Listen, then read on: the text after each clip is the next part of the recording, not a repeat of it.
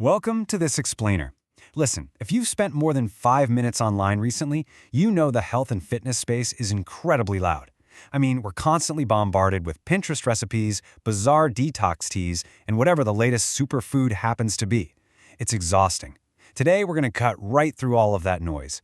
We're filtering out the marketing fluff and getting straight down to the absolute, undeniable biological math of human health and nutrition.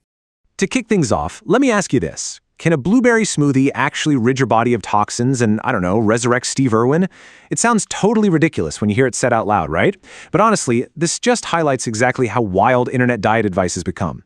We're constantly told to eat something just because it's a quote-unquote superfood or because it grows in nature, and that's even though humans have selectively bred most of our produce over thousands of years. When half of our leading nutritional advice is coming straight from social media, a lot of what we consider common knowledge is, frankly, completely made up. Section 1. Debunking Internet Diet Myths. Okay, so before we can build a proper understanding of how our bodies actually work, we've got to pull apart the internet's absolute favorite nutritional buzzwords. Take the classic detox claim that a product magically flushes out toxins. Well, the biological reality? You're usually just taking laxatives and diuretics.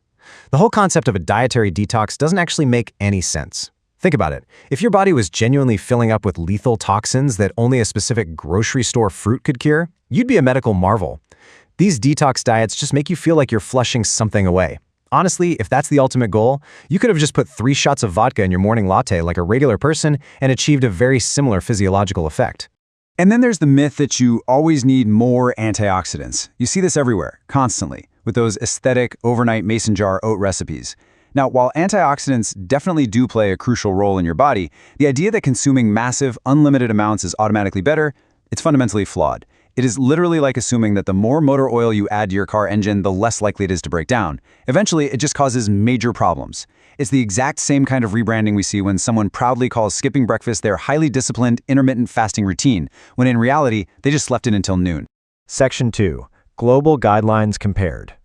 Shifting gears away from internet myths, let's talk about how governments actually try to establish a healthy baseline for everyday people. Take the United States My Plate model, which was introduced back in 2011 to replace that old confusing food pyramid. The breakdown here is super simplistic and heavily leans on plants and carbohydrates. You've got vegetables making up 40% and grains at 30%, taking up the lion's share of the diet. Fruits sit at 10% and protein is at just 20%. It's a very visual, portion-based approach, but as we're about to see, it's definitely not the only way a government looks at a balanced diet. Now, compare that US MyPlate and the UK's Eat Well guide, which, by the way, both heavily advocate for carbohydrates and plants, to South Korea's Food Balance Wheels.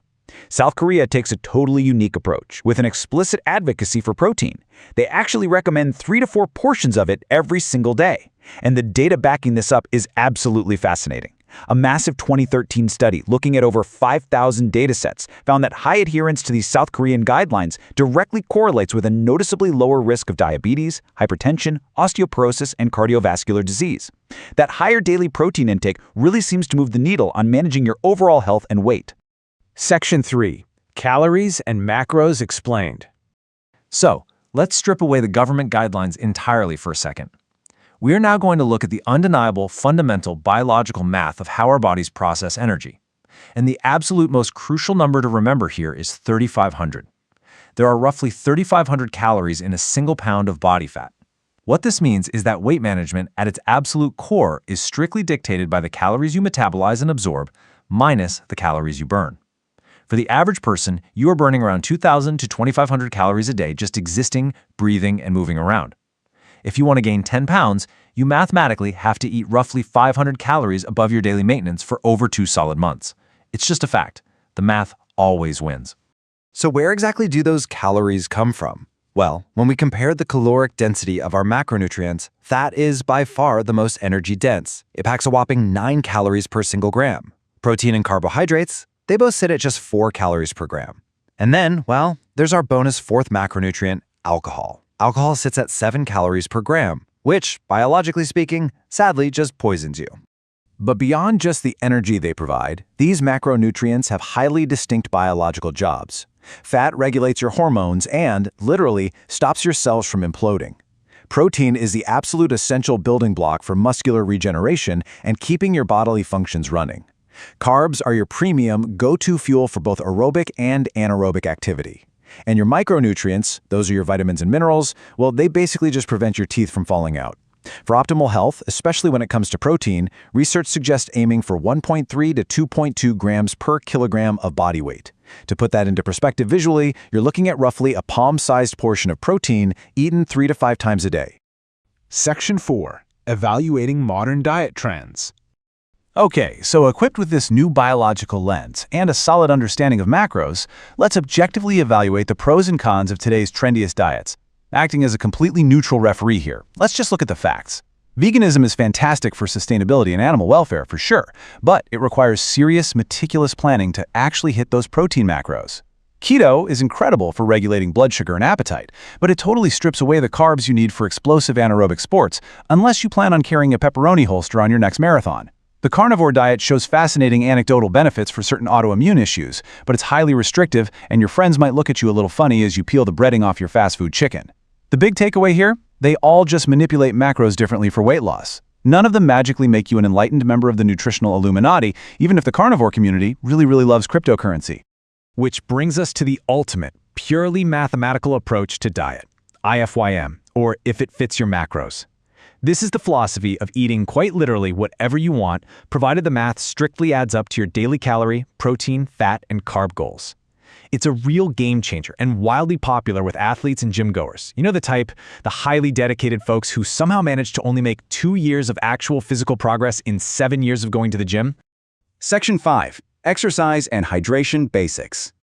Let's move to the final 2 pillars of human health that complete this whole equation: physical exertion and hydration. First things first, we have to dispel one of the biggest gym myths of all time, the concept of toning. Your physical appearance ultimately boils down to just 2 variables: your volume of fat and your volume of muscle. That is it. Gaining muscle is incredibly difficult, biologically speaking. So for anyone out there worried that just touching a dumbbell will instantly make them too bulky, I promise you, no matter how much you might believe you're an anime protagonist, accidental massive muscle growth just isn't going to happen. And this brilliantly illustrates the 2 fundamental ways you can actually train your body. On one side, you have strength training. This is where you lift heavy things so you can be in a bit of physical pain right now, forcing your muscular framework to adapt and grow stronger. On the exact opposite side is cardiovascular training. This is where you run, bike, or ski on the elliptical until absolute exhaustion, forcing your heart and lungs to adapt so that, eventually, your heart quite literally has more love to give. Both of these are absolutely essential for a fully functioning machine. Finally, let's talk hydration. Forget the incredibly complex water intake formulas you see online. The absolute most reliable method is this simple, step-by-step biological feedback loop. Step 1, check your pee color. Step 2, aim for a straw yellow to almost clear color. Step 3, adjust. If it's dark, you need to drink more fluids. Simple as that. But remember, if it is completely, perfectly clear like tap water, you are actually at risk of being overhydrated. It's a foolproof metric that your body provides for free multiple times a day. To wrap up this explainer, I want to leave you with a question to think about. Which sustainable habits actually fit your unique biology and lifestyle?